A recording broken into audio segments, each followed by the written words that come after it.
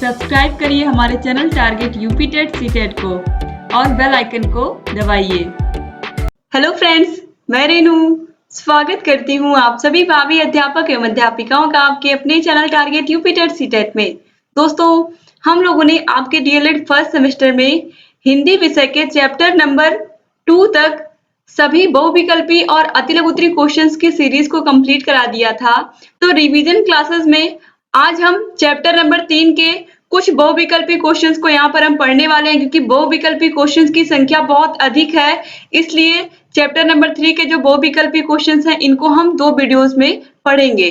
तो ये जो पहली वीडियो है बहुविकल्पी क्वेश्चंस की, इसमें हम विलोम शब्दों के विषय में अच्छे से जानेंगे, समझेंगे। और दोस्तों, जो चैप्टर नंबर 3 है आपका, उसका नाम ही है शब्दों की पहचान। तो दोस्तों, शब्दों की पहचान का मतलब कि शब्द कई प्रकार के होते हैं, जैसे कि विलोम शब्द। विलोम का मतलब उल्टे, जैसे कि उत्तर का दक्षिण, मोटा का पतला, छोटा का बड़ा। तो इस तरीके से विलोम शब्द होते हैं। इसके बाद आते हैं समानार्थी शब्द। समानार्थी शब्दों को हम पर्यायवाची शब्द भी कहते हैं। पर्यायवाची शब्दों का मतलब होता है एक ही शब्द के स्थान पर हम कई सारे शब्दों को प्रयोग कर सकते हैं। कई सारे शब्दों को उसी शब्द के स्थान पर हम प्रयोग कर सकते हैं। जैसे कि हम कमल को क्या कह सकते हैं? कमल को हम पंकज कह सकते हैं, जलज कह सकते हैं, अरविंद कह सकते हैं। ठीक है। इसके अलावा ऐसे ही अगर हम एक और एग्जांपल देखें, जैसे कि सूरज। सूरज के अगर पर्यायवाची शब्दों की हम बात करें तो सूर्य का पर्यायवाची होता है भानु, भास्कर, दिनकर, दिवाकर, रवि। ये सब क्या सूर्य के पर्यायवाची है। इसके बाद आते हैं तुकांत शब्द। तुकांत का मतलब होता है दोस्तों कि ऐसे शब्द जिनके उच्चारण में तुक की प्रधानता होती है, जिससे इनका उच्चारण छंदबद्ध हो जाता है तथा इनका प्रयोग प्रायः काव्य रचनाओं में होता है। ठीक है। जैसे कि तंबुआ, तकुआ, तलुआ, तिया, ढबुआ। इस तरीके से एक स्वर बन जाता है। लास्ट में क्या आ रहा है? सब में आ रहा है। तो इस तरीके से, जैसे कि तुकांत शब्द की बात अगर मैं करूं, जैसे कि शाम, नाम, यहाँ, जहां, नहाया, बहाया, काम, दाम, पाना, खोना, हंसना, फंसना। तो इस तरीके से एक तुकांत शब्द बन जाते हैं और जिनके अंत में जो शब्द होते हैं उनकी मात्राएं जो है वो मैच करती हैं, या फिर जो शब्द होते हैं लास्ट के जो अक्षर होते हैं वो सेम होते हैं। तो इस तरीके से ये समान तुकांत शब्द हो गए। तो इस तरीके से दोस्तों, यहाँ पर मैंने एक एग्जाम्पल के थ्रू आपको बताया कि किस तरीके से शब्दों को अलग अलग भागों में बांटा गया है। तो यहाँ पर हम बहुविकल्पी क्वेश्चंस में सबसे पहले विलोम शब्दों के विषय में पढ़ने वाले हैं। तो विलोम शब्दों में यहाँ पर देखिए क्वेश्चन नंबर 1 है कायर का विलोम। ऑप्शंस है साहसी, उत्साही, वीर या फिर निडर। दोस्तों, जो कायर का विलोम होता है वो होता है निडर, यानी कि जो निडर होता है वो किसी भी परिस्थिति में डरता नहीं है, और जो कायर होता है वो डर करके भाग जाता है। तो इसीलिए राइट आंसर हो जाएगा ऑप्शन डी, निडर। इसके बाद क्वेश्चन नंबर 2 है उत्थान का विलोम। अनुत्थान, पतन, सत्थान या फिर पराभव। आप सभी लोगों को पता है उत्थान का मतलब क्या होता है। उत्थान का मतलब होता है किसी का उदय होना। जैसे कि कोई राजा है जिसने बहुत सारे राज्यों पर विजय प्राप्त कर ली, धीरे धीरे उसका उत्थान हो रहा है, मतलब वो आगे बढ़ रहा है। और पतन का मतलब धीरे धीरे उसका जो राज्य है उससे छिनता जा रहा है और वो धीरे धीरे गरीब होता जा रहा है, तो उसका पतन होता जा रहा है। तो ऑप्शन बी जो है ये बिल्कुल सही है। उत्थान का अपोजिट या फिर विलोम क्या होता है? पतन। प्रत्यक्ष का क्या होता है? प्रत्यक्ष का मतलब कोई भी चीज आपके बिल्कुल सामने हो, ये इसका मतलब होता है। ऑप्शंस हैं परोक्ष, सम्मुख, विपरीत या फिर अप्रत्यक्ष। तो प्रत्यक्ष का मतलब सम्मुख ही होता है, बिल्कुल सामने। तो सामने इसका मतलब अपोजिट इसका क्या हो जाएगा? इसका विलोम क्या हो जाएगा? प्रत्यक्ष का हो जाएगा दोस्तों परोक्ष, यानी कि प्रत्यक्ष रूप से आपके सामने ना उपस्थित हो। तो ऑप्शन ए जो है ये बिल्कुल सही है, प्रत्यक्ष का विलोम परोक्ष। इसके बाद क्वेश्चन नंबर 4 है रवि। रवि मतलब सूर्य, आप सभी लोगों को पता है। तो सूरज का विलोम क्या होगा? ऑप्शन है मानव, चांद, सूरज या फिर भानु। तो रवि को ही हम सूरज भी कहते हैं, भानु भी कहते हैं। ठीक है। और मानव मीन्स तो आदमी होता है, तो राइट आंसर क्या हो गया? चांद। तो इस तरीके से राइट आंसर हो गया ऑप्शन बी, क्योंकि रवि किसका पर्यायवाची है? सूरज का ही पर्यायवाची है। इसके बाद अगला क्वेश्चन हम देखते हैं, क्वेश्चन नंबर 5 है अमर। अमर का विलोम क्या होगा? ऑप्शन है मृतक, मृत्यु, मरण या फिर मर्त्य। राइट आंसर हो जाएगा ऑप्शन डी, मर्त्य। क्योंकि आप सभी लोगों को पता है कि अमर का मतलब क्या होता है? जो मरे ना, यानी कि जो अमर हो, जो कभी मरेगा ही नहीं। और मर्त्य का मतलब जिसकी मृत्यु निश्चित है, जो मरेगा ही। क्वेश्चन नंबर 6 है अपशगुन। अपशगुन का मतलब होता है कि कोई चीज बुरी हो जाना, हमारे साथ कोई चीज खराब हो जाना, तो वो अपशगुन होता है। अब यहाँ पर पूछा है इसका विलोम क्या है? अपशकुन, शकुन, पूर्ण या फिर पावन। तो दोस्तों शकुन मतलब अच्छा होना होता है, अपशकुन मतलब बुरा होना होता है। तो राइट आंसर हो गया ऑप्शन बी, शकुन। इसके बाद क्वेश्चन नंबर 7 है अंतर्मुखी। अंतर्मुखी का विलोम बहुत ही आसान है। अंतर्मुखी का मतलब अंतर्मुखी व्यक्तित्व की अगर मैं बात करूं तो ऐसे व्यक्ति जो अपने में ही खोए रहते हैं, वो अपने ही, जैसे कि कुछ बच्चे होते हैं स्कूल में जिन्हें अपनी बुक से ही मतलब होता है, वो अपने में ही पढ़ते रहते हैं, अब और ज्यादा दोस्त नहीं बनाते हैं, वो अपनी बातें किसी से शेयर नहीं करना चाहते हैं। ऐसे बच्चे अक्सर मैक्सिमम क्लासेस में आप लोगों ने भी देखा होगा कि कुछ बच्चे ऐसे होते हैं जो किसी से ज्यादा मतलब नहीं रखते हैं, वो अपने ही काम में मस्त रहते हैं, जो टीचर ने पढ़ा दिया उसको पढ़ लिया, अपने अपनी किताबें पढ़ते रहते हैं या कुछ ना कुछ करते रहते हैं, लेकिन खुद में ही रहते हैं, किसी और से कोई मतलब नहीं रखते हैं, ना अपनी बातें किसी से शेयर करते हैं। तो ऐसे बच्चों को हम कहते हैं अंतर्मुखी। और ठीक इसके विपरीत होते हैं ऐसे बच्चे जो अपने सभी सहपाठियों के साथ घुल मिल करके रहते हैं, मित्रतापूर्ण व्यवहार करते हैं और किसी भी समूह में कोई भी खेल हो बिल्कुल एक्टिव रहते हैं खेलने के लिए, अपने साथियों के साथ वो पढ़ाई भी, ग्रुप स्टडी भी करते हैं। तो ऐसे बच्चे जो होते हैं वो होते हैं बहिर्मुखी, यानी कि जो समाज से भी कनेक्ट रहते हैं। तो यहाँ पर जो ऑप्शन डी है ये बिल्कुल सही है। तो बहिर्मुखी बच्चे कैसे होते हैं? जो सबसे मिलजुल कर रहते हैं। और जो अंतर्मुखी होते हैं वो अपने में ही सीमित रहते हैं, अपनी बातों को दूसरों से शेयर नहीं कर पाते हैं। तो इस तरीके से ऑप्शन डी सही हो गया। क्वेश्चन नंबर 8 है प्रच्छन्न का विलोम प्रत्यक्ष, प्रतिपन्न, गौड़ या फिर अप्रतिबद्ध। दोस्तों प्रच्छन्न का विलोम होता है प्रतिपन्न, तो ऑप्शन बी जो है ये बिल्कुल सही है। क्वेश्चन नंबर 9 है उपचय का विलोम। ऑप्शंस अपचय, रोपण, अनुर्वर या फिर अवनत। राइट आंसर है ऑप्शन ए, अपचय। अर्जन का विलोम अर्जित, व्ययन, अनर्थ या फिर अमृत। दोस्तों अर्जन मतलब होता है अर्जित करना, जैसे कि धन कमाना। कमाना का मतलब है कि अपने पास इकट्ठा करना, किसी भी चीज को का अर्जन करना, इकट्ठा करना। और इसका ठीक उल्टा होता है अर्जन करना मतलब आय, और आय का उल्टा या फिर आय का विलोम क्या होता है? व्यय। तो इसी तरीके से अर्जन का विलोम होगा व्ययन। तो ऑप्शन बी जो है ये बिल्कुल सही है। जैसे आय व्यय आप लोगों ने पढ़ा है, वैसे अर्जन और व्ययन भी होता है। अब इसके बाद दोस्तों फिर आपको कुछ विपरीतार्थक या विलोमार्थक शब्द दिए गए हैं, जिनमें से केवल एक ही विकल्प सही है। सही विकल्प का उत्तर आपको क्या करना है? उत्तर पर सही चिन्ह लगाना है। ठीक है, जो भी विकल्प सही है उस पर आपको सही का चिन्ह लगाना है। तो सभी को जल्दी से जल्दी करते चलते हैं हम, क्योंकि बहुत ही आसान है सभी, इसमें से मैक्सिमम आपको आते ही होंगे। तो आप लोग के जितने भी क्वेश्चन सही हुए होंगे, अभी जो मैंने 10 क्वेश्चन पढ़ाए हैं उसमें, उसको भी आप लोग जरूर कमेंट बॉक्स में मेंशन करिएगा। और अभी जितने क्वेश्चंस मैं पढ़ाऊंगी इनको भी आप जरूर मेंशन करिएगा, टोटल जोड़ करके आपके कितने क्वेश्चन बिल्कुल सही हुए। ठीक है, तो सबसे पहले यहाँ पर क्वेश्चन नंबर 1 है, इसमें अग्रज का विलोम। ऑप्शन है दिग्गज, बहुत बड़ा, अग्रणी या फिर अनुज। दोस्तों इसको मैं बहुत ही अच्छे से आपको समझा करके बताती हूँ। जैसे कि अग्रज है, अग्रज इसका विलोम जो होता है वो होता है अनुज। तो ऑप्शन डी सही हो गया। अब यहाँ पर देखिए याद कैसे आप रखोगे, अग्रज जो होता है वो बड़ा होता है और अनुज छोटा होता है। तो इसमें बहुत कंफ्यूजन होती है बच्चों को, अक्सर मैंने देखा है। तो यहाँ पर देखिए अग्रज का विलोम अनुज, ये आप सभी लोगों को पता है, अग्रज भाई, अनुज भाई। तो अग्रज मतलब बड़ा भाई, अनुज मतलब छोटा भाई। तो आप याद कैसे रखोगे? यहाँ पर देखिए अनुज में छोटा ऊ की मात्रा लगी है, यानी कि जिसमें छोटा ऊ की मात्रा लगी है वो छोटा भाई है। और यहाँ पर अग्रज मतलब अगला या बड़ा। तो बस आपको ऐसे याद रखना है कि अनुज में अगर छोटा ऊ की मात्रा लगी है इसका मतलब ये छोटा भाई है।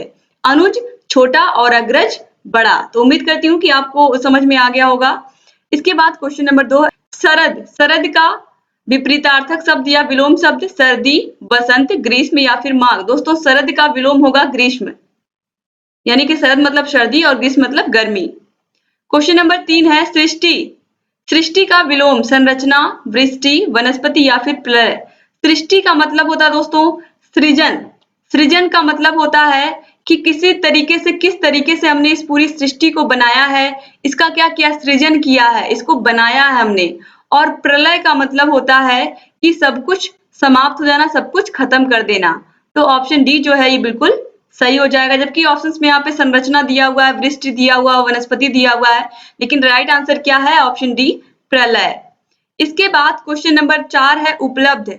उपलब्ध का मतलब होता है कि हमारे पास कितने संसाधन उपलब्ध हैं, यानी कि हमारे पास वो सारी चीजें हैं। ऑप्शंस हैं, उपलब्ध के विलोम हमको ढूंढने हैं, बहुतायत, अनु अनुपलब्ध, भारी या फिर विलंब। राइट आंसर है ऑप्शन बी अनुपलब्ध। उपलब्ध मतलब हमारे पास है और अनुपलब्ध मतलब हमारे पास वो संसाधन नहीं उपलब्ध है। इसके बाद क्वेश्चन नंबर 5 है हानि का। बहुत आसान है, हानि मतलब हमें कोई चीज घाटा हो गया, लाभ मतलब हमें फायदा हो गया, तो ऑप्शन सी बिल्कुल सही है। ये तो आप सभी को पता होगा। संकल्प, संकल्प का विलोम क्या होता है, बहुत ही अच्छा क्वेश्चन है। विकल्प, कठिन, वचन या फिर वादा। दोस्तों संकल्प मतलब कोई संकल्प आपने ले लिया है और आप उसको हर हाल में पूरा करना चाहते हो। जैसे कि हर साल आप लोग बहुत सारे संकल्प लेते हो, उसमें से कुछ पूरे भी आप कर लेते हो, लेकिन मैक्सिमम ऐसे होते हैं जो नहीं हो पाते। लेकिन अगर हमने कोई संकल्प लिया है तो हमें कोशिश करनी चाहिए कि हमें जरूर उसको पूरा करना चाहिए। तो संकल्प मतलब कि उससे हमें अडिग मतलब उससे हमें डिगना नहीं है, हमें हर हाल में उस संकल्प को पूरा करना है, उसको तोड़ना नहीं है। तो संकल्प का तो यहाँ पर विकल्प, कठिन, वचन और वादा दिया हुआ है। तो संकल्प का जो विलोम होता है वो होता है विकल्प। ठीक है, तो विकल्प यहाँ पर राइट आंसर हो गया। क्वेश्चन नंबर 7 है अनिवार्य। इसका विलोम क्या होगा, पक्का, वैकल्पिक, प्रवृत्ति या फिर निवृत्ति। दोस्तों अनिवार्य, अनिवार्य विषय जैसे आप लोगों ने सुना होगा, क्या आप लोगों ने पढ़ा भी है, जैसे कि अनिवार्य विषय का मतलब होता है कि वो सब्जेक्ट आपको लेना ही लेना है। जैसे कि यूपी टेट की अगर मैं बात करूं तो यूपी टेट में 5 सब्जेक्ट आपको लेने होते हैं। तो 5 सब्जेक्ट में से 4 सब्जेक्ट ऐसे हैं जो सबको ही, अगर मैं प्राइमरी की बात करूं तो 4 सब्जेक्ट सबको लेने होते हैं, 4 सब्जेक्ट बिल्कुल अनिवार्य होते हैं, 5वां सब्जेक्ट ऑप्शनली होता है, वैकल्पिक होता है। उसमें चाहे आप संस्कृत लीजिए या फिर इंग्लिश लीजिए। तो 5 सब्जेक्ट आपको टोटल करने होते हैं, लेकिन एक सब्जेक्ट में आपको विकल्प मिल जाता है कि आप इसमें से कौन सा चूज करेंगे, संस्कृत लेंगे आप या फिर इंग्लिश लेंगे या फिर उर्दू लेंगे। उर्दू का भी ऑप्शन रहता है। तो यहाँ पर आपको विकल्प मिल जाता है 5वें सब्जेक्ट में। तो इस तरीके से यहाँ पर 4 सब्जेक्ट अनिवार्य होते हैं, लेकिन एक क्या होता है, वैकल्पिक होता है। आपको अपनी इच्छा के अनुसार, चाहे आप चाहे आप संस्कृत लीजिए, चाहे आप इंग्लिश लीजिए, चाहे आप उर्दू लीजिए। तो इस तरीके से यहाँ पर अनिवार्य का मतलब, अनिवार्य का जो विलोम होता है वो हो जाएगा वैकल्पिक। ऑप्शन बी बिल्कुल सही है। क्वेश्चन नंबर 8 है कृतज्ञ। कृतज्ञ का विलोम शब्द क्या होता है, भोला, दुराचारी, कृतज्ञ या फिर ईमानदार। बहुत ही अच्छा क्वेश्चन दोस्तों। कृतज्ञ का विलोम होता है कृतज्ञ और बहुत ही इंपॉर्टेंट क्वेश्चन है ये, इसको आप याद रखिएगा। इसके बाद क्वेश्चन नंबर 9 है अभिजात्य का विलोम, गरीब, उच्च, निंदनीय या फिर अकुलीन। दोस्तों राइट आंसर है ऑप्शन डी अकुलीन। क्वेश्चन नंबर 10 है असुर का विलोम, सुर और असुर, ये आप सभी लोगों ने सुना है और आपको पता भी है। तो सुर का असुर होता है, तो यहाँ पर दिख ही रहा है राइट आंसर क्या है, ऑप्शन बी सुर। सुर मतलब देवता, असुर मतलब राक्षस, आप बोल सकते हैं उनको। क्वेश्चन नंबर 11 निरपेक्ष। निरपेक्ष का विलोम, ऑप्शन है अपेक्षित, अनपेक्षित, उपेक्षित या फिर सापेक्ष। निरपेक्ष का विलोम होता है सापेक्ष। ऑप्शन डी बिल्कुल सही है। क्वेश्चन नंबर 12 है स्थूल का विलोम, मोटर, पतला, कमजोर या फिर सूक्ष्म। दोस्तों स्थूल से सूक्ष्म की ओर आप लोगों ने शिक्षण सूत्र पढ़ा हुआ है। स्थूल का मतलब होता है ऐसी वस्तुएं जो हमें दिखाई देती हैं, जिनके बारे में हम देख करके पढ़ सकते हैं। जैसे कि क्लास में कुर्सी है, मेज है, बेंचें लगी हुई हैं, ब्लैक बोर्ड है, आप इन सब चीजों को देख सकते हैं। लेकिन आपके क्लास के बाहरी दुनिया में क्या हो रहा है वो आपको नहीं दिखाई दे रहा, तो वो हो जाएगा सूक्ष्म। क्योंकि क्लासरूम में अगर आप बैठे हो तो आप बाहर नहीं देख पा रहे हो क्या हो रहा है। तो जो चीजें आप देख पा रहे हो वो हो गई स्थूल, और जिनको आप नहीं देख पा रहे हो वो हो गई सूक्ष्म। तो यहाँ पर राइट आंसर हो जाएगा ऑप्शन डी सूक्ष्म। वैसे भी आपको याद होगा स्थूल से सूक्ष्म की ओर शिक्षण सूत्र, तो उसी के अकॉर्डिंग यहाँ पर आप आसानी से इसको सही लगा लेंगे। क्वेश्चन नंबर 13 है साकार। साकार का विलोम क्या होता है, आकार, निराकार, दीर्घाकार या फिर बृहदाकार। दोस्तों साकार का विलोम होता है निराकार। ऑप्शन बी बिल्कुल सही है। क्वेश्चन नंबर 14 है याचना का विलोम दान, अनुरोध, विरोध या फिर देखना। दोस्तों याचना का मतलब होता है किसी के आगे हाथ फैलाना, ठीक है, मांगना। तो मांगना का विलोम क्या हो जाएगा? ऑप्शंस हैं दान, अनुरोध, विरोध या फिर देखना। राइट आंसर हो जाएगा ऑप्शन ए दान, ठीक है। इसके बाद क्वेश्चन नंबर 15 है मौन। मौन का विलोम क्या होगा? गूंगा, शांत, मुखर या फिर अल्पभाषी। गूंगा, शांत, अल्पभाषी। तो यहाँ पर शांत और अल्पभाषी का मतलब कि बंदा मतलब जो भी व्यक्ति है वो कम बोलता है, ठीक है। और मुखर का मतलब ऐसा व्यक्ति जो बहुत बोलता है। तो राइट आंसर हो जाएगा ऑप्शन सी मुखर। तो मौन का विलोम मुखर। क्वेश्चन नंबर 16 है मौखिक का विलोम। मौखिक का विलोम आप सभी लोगों को पता है, मौखिक मतलब मुख से बोल करके अपनी बातों को कहना और लिखित मतलब लिख करके अपनी बातों को कहना। तो राइट आंसर हो जाएगा ऑप्शन बी लिखित। क्वेश्चन नंबर 17 है संपन्न का विलोम। बाहुबली, राजा, विपन्न या फिर साधारण। दोस्तों संपन्न का विलोम होगा विपन्न, यानी कि ऐसा व्यक्ति संपन्न है जिसके पास सब कुछ है, और विपन्न मतलब ऐसा व्यक्ति जिसके पास कुछ भी नहीं बचा। क्वेश्चन नंबर 18 है प्रमाद का विलोम। आलस्य, लापरवाही, परिश्रम या फिर सतर्कता। दोस्तों प्रमाद का जो विलोम होगा वो होगा सतर्कता, यानी कि ऐसा व्यक्ति जो सतर्क है और ऐसा व्यक्ति जो थोड़ा लापरवाह टाइप का है, ऐसा बोल सकते हैं प्रमाद के लिए। क्वेश्चन नंबर 19 है सदाचारी का विलोम। सदाचारी का मतलब होता क्या? सदाचारी का मतलब ऐसा व्यक्ति जो अपने विचारों पर अडिग होता है, जो सदा सत्य बोलता है, ईमानदार है और वो अपने कार्य को बहुत ही अच्छे से करता है और समय पर करता है, तो होता है सदाचारी। और जो उसका विलोम होता है वो होता है दुराचारी, यानी कि जो कोई भी काम अपना समय से नहीं करता है और ऐसे कार्य करता है जिसमें खाली और खाली हिंसा हो। तो राइट आंसर हो जाएगा ऑप्शन डी दुराचारी। तभी राक्षसों को क्या कहा जाता है? दुराचारी होते थे। क्वेश्चन नंबर 20 है राग। राग, लगाव या प्रेम या आसक्ति, ये सभी एक ही शब्द हैं जिसके अलग अलग पर्यायवाची हैं। चाहे राग को आप प्रेम कहिए, लगाव कहिए, आसक्ति कहिए। अब इसका विलोम क्या होगा? द्वेष, विराग, संगीत, गान या फिर धुन।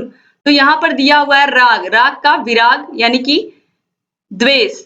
ऑप्शन ए बिल्कुल सही है। क्वेश्चन नंबर 21 है मसृण का विलोम। तैलीय, शुद्ध, रुक्ष या फिर चिकना। दोस्तों राइट आंसर है ऑप्शन सी रुक्ष।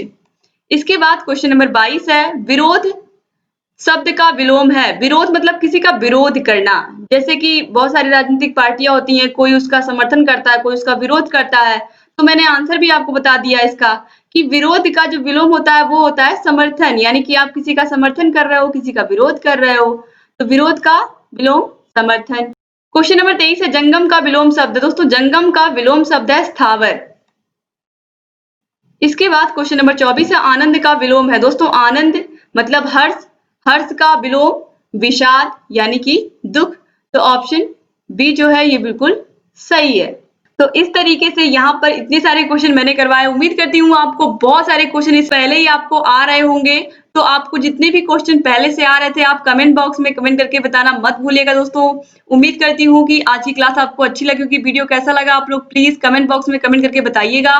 और आप लोगों की लगातार ऐसे वीडियोस हम लेकर के आते रहेंगे, लगातार आपके रिवीजन क्लासेस करवाते रहेंगे और आप लोगों को हर हाल में शिक्षक बनाना यही हमारा उद्देश्य है। तो दोस्तों आप लोग ऐसे ही हमारे चैनल से बने रहिए। अगर अभी तक आपने हमारे चैनल को सब्सक्राइब नहीं किया तो नीचे लाल कलर का बटन होगा सब्सक्राइब का, उसको जरूर प्रेस कर दीजिए। बगल में घंटी का निशान होगा, उसको जरूर दबा दीजिए। दोस्तों सब्सक्राइब करने की कोई फीस नहीं होती है, बिल्कुल फ्री ऑफ कॉस्ट होता है। तो प्लीज आप लोग सब्सक्राइब कर दिया करिए ताकि आपको समय से सभी वीडियोस हमारी मिल सके और आप लोग की जो तैयारी है वो बेहतर तरीके से हो सके। उम्मीद करती हूँ कि आप लोग लगातार ऐसी वीडियोस को देखते रहेंगे और लगातार ऐसे ही हमारा प्रोत्साहन करते रहेंगे। आप लोग के लाइक, आप लोग के कमेंट हमारे लिए बहुत महत्व रखते हैं दोस्तों। तो प्लीज आप लोग लाइक और कमेंट करना मत भूलिएगा। और आप लोगों को वीडियो कैसा लगा आप लोग अपनी राय जरूर लिखिएगा। और आपको कहीं कोई भी समस्या है तो भी आप पूछ सकते हैं हमसे, क्योंकि आप सभी लोगों को पता है कि आपकी सभी समस्याओं का समाधान target UP TET CTET channel करता आ रहा है और लगातार करता रहेगा। दोस्तों आपको फर्स्ट सेमेस्टर के सभी विषयों के प्लेलिस्ट की लिंक इस वीडियो के नीचे डिस्क्रिप्शन बॉक्स में मिल जाएगी। साइड में आई बटन पर भी क्लिक करके आप सभी वीडियोस को देख सकते हैं। उम्मीद करती हूँ कि ये वीडियो आपके बहुत काम का होगा और लगातार ऐसे ही आप हमारे सभी वीडियोस को देखते रहेंगे। तो एक बार फिर से आप सभी का बहुत बहुत धन्यवाद। मिलते हैं नेक्स्ट वीडियो में, तब तक अपना ख्याल रखिएगा, अपने परिवार का ख्याल रखिएगा। जय हिंद।